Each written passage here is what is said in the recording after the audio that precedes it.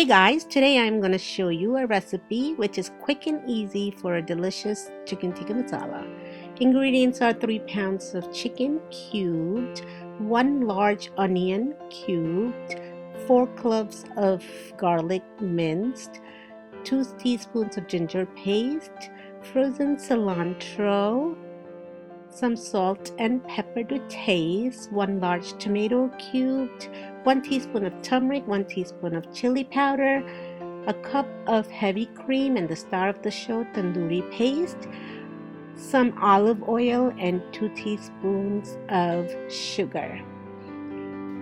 So in a hot pan with hot oil in it, I add in onions and saute it until it is translucent.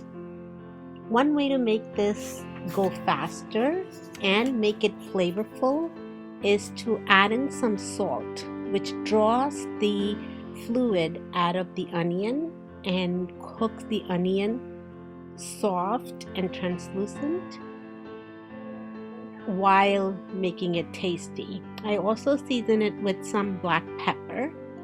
Once the onion is translucent like this, I go ahead and add the ginger and garlic so that it doesn't burn. Then I go ahead and add in 1 teaspoon of chili powder and turmeric.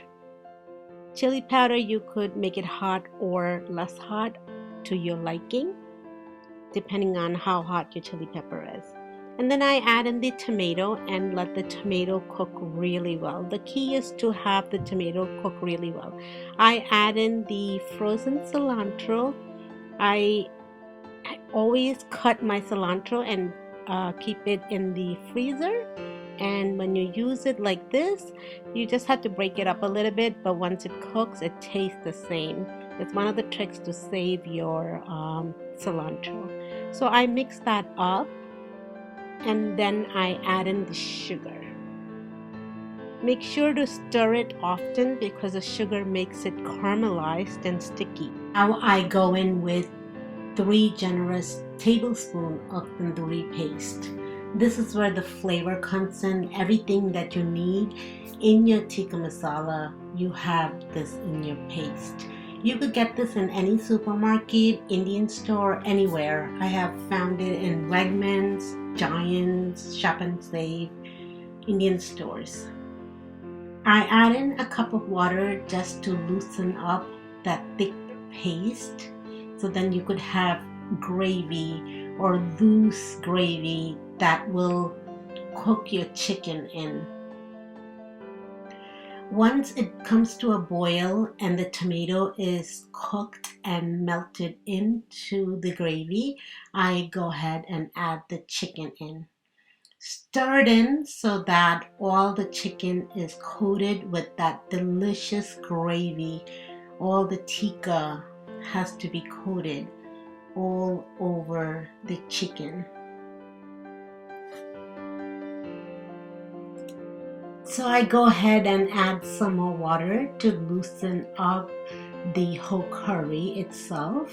You could add it to your liking. If you like a thicker gravy, you don't have to add as much. But I like to add it so that it gives me room to cook, so then it doesn't get burned as I'm cooking. I like to cook my chicken about 28 minutes or so.